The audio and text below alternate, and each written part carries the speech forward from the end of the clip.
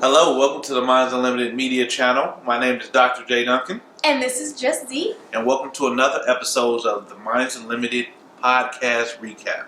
The Unlocked series. Yes, ma'am. So for this episode, surprisingly enough, it's a shocker, the episode is called Keys to Failure.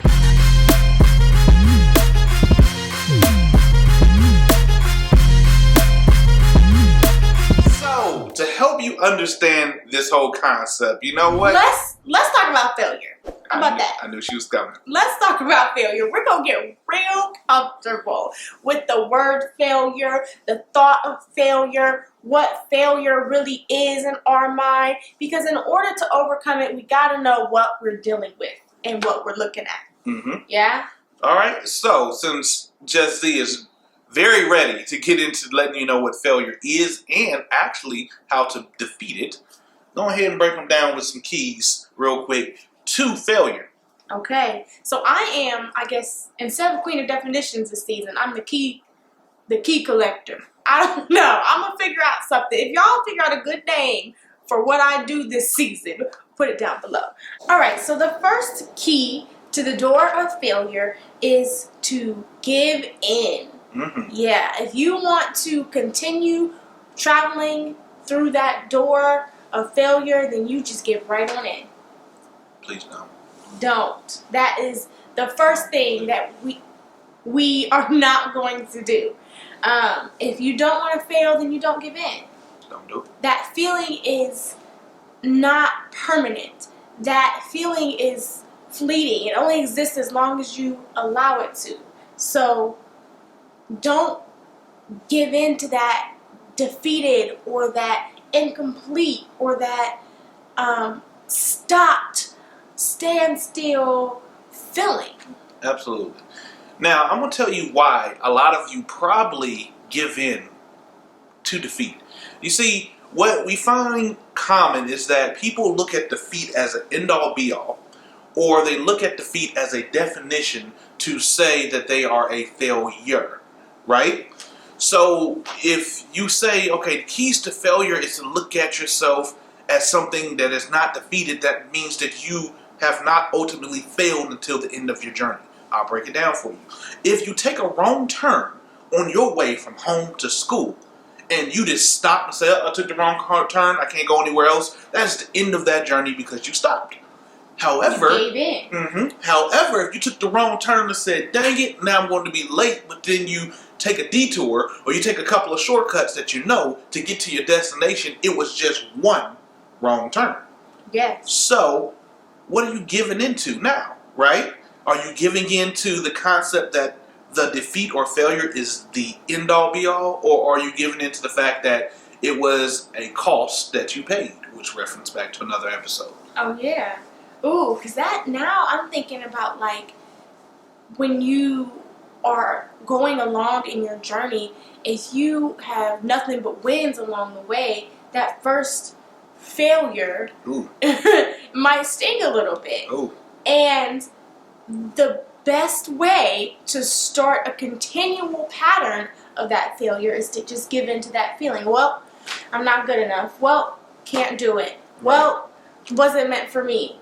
And at times, that might be the case. But at some times, we can't use our feelings of hurt or our feelings of disappointment in that moment to define the rest of the journey. Absolutely.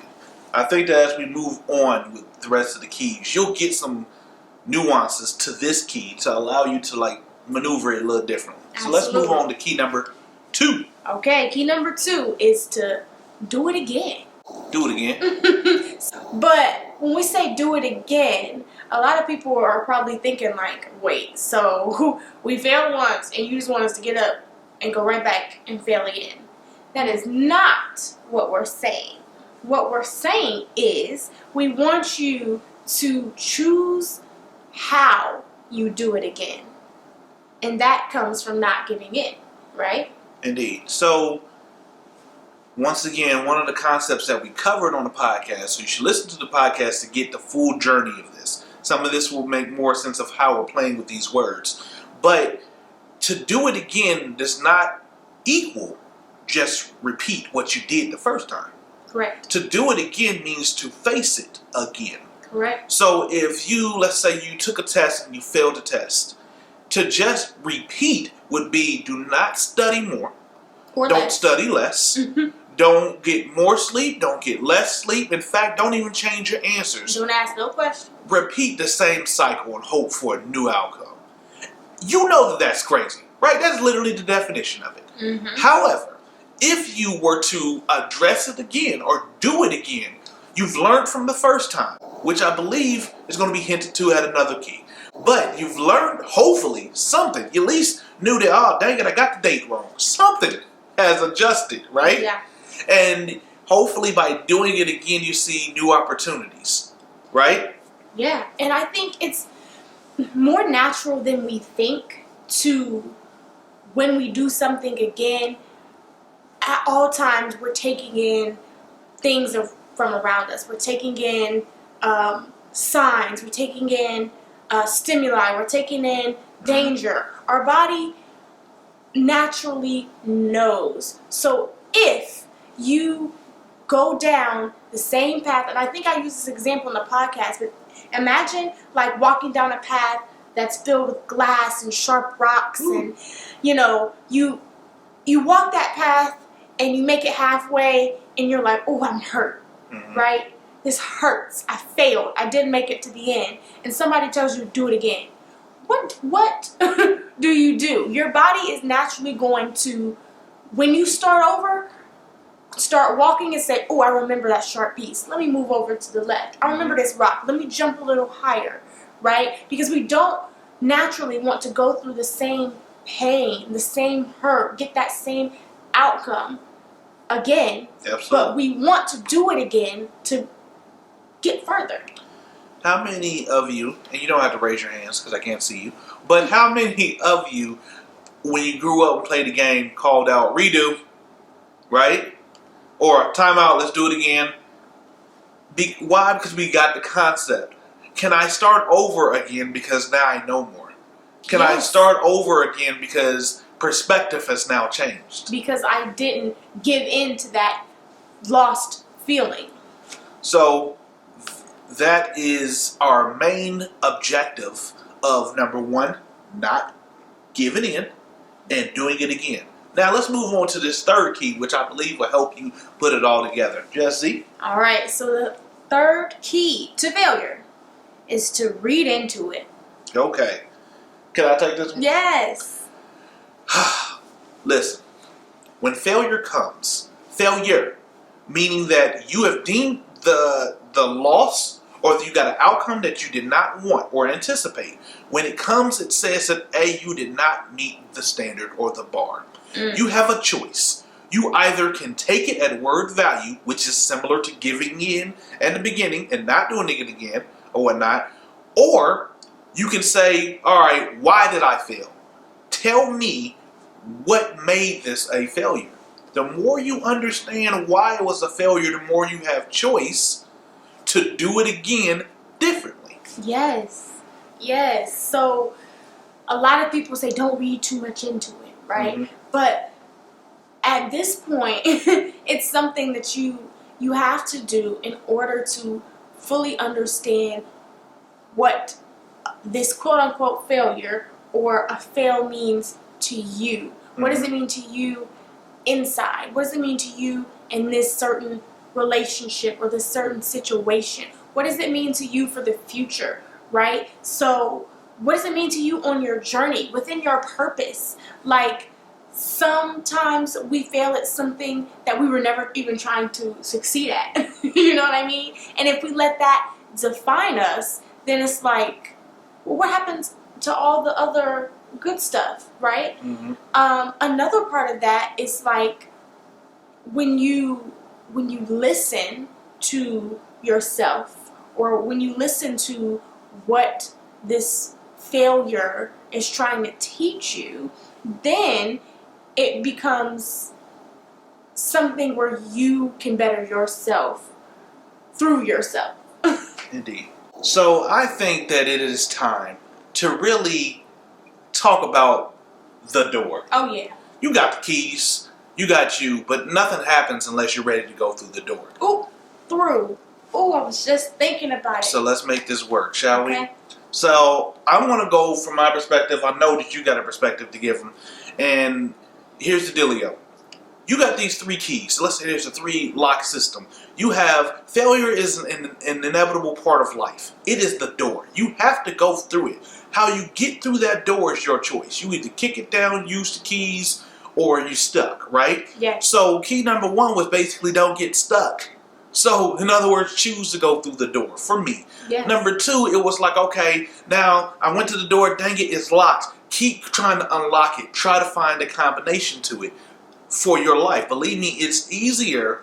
It is easier once you realize that failure is a part of life, which gets into part number 3, and that is trying to tell you something. Brother, the combination that you're putting in doesn't work. Stop doing it again the same way. You got 3 keys for a reason. Come on. You're using the first one. Why? Why? So ultimately, from my standpoint, before we pass it off to Just Z, the whole thing is experience. If you go through the process, it's going to teach you something. No, my door might not open as fast or as slow as your door. However, if we both got 3 keys and the keys are already to that door, we just got to figure out what combination we need to use to get through it and learn from that process. Absolutely. And it's not like there's going to be, one failure door that pops up on your journey, like you said. There might be 10 in a month in my journey, and there might be 1 in a year in your journey. You know what I mean? And it depends on the person, it depends on the journey, but the keys are always the same. No matter if it's 10 times in a month, 1 time in a year, whatever. The key, once you get that combination of those keys that works for you, then you can make it through any failure door that pops up. So then all of a sudden, instead of taking you 2 hours to figure it out, it took you 30 minutes to bounce back, 15 minutes. You giving your key to somebody else to use for a second. You know what I'm saying? Yeah, absolutely. And it's just like you see it differently once you realize that you are passing through that door. That door is not the stopping point. You're going through it, through to something else. Absolutely. Answer to failure is already out there. It is live and learn. However, that isn't enough for people to, I guess, accept it. So because we are problem-focused people, in other words, we focus on the problem more than we do the solution, this episode we decided to flip it to the problem, and hopefully you will understand the solution because you'll realize we all share the same problem. Failure is part of our life. Yeah. But success can be a part of our story. Ooh. All right? Okay, that's the key right there. 4th key, success, make it part of your story. All right. Well, that's all that I have. Anything you got for him, Disney? I just want to tell you that Dr. J. Duncan is looking real fresh over here in his Mind State apparel. So if you haven't gone to check it out, the link will be below. But we are putting perspective in what we wear through Mind State apparel. So make sure you check us out if you like the gear, you like the merch, you want to support. We appreciate you. Most definitely. So if you guys have any questions, comments, concerns, prayers, and or wishes, don't hesitate to leave them in the comments or hit us up. Indeed, indeed. So, as always, the smallest change in perspective can change your life. Peace.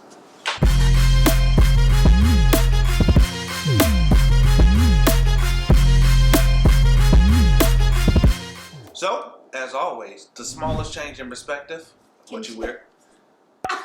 Can change. I got you. We'll do it again. All right, ready?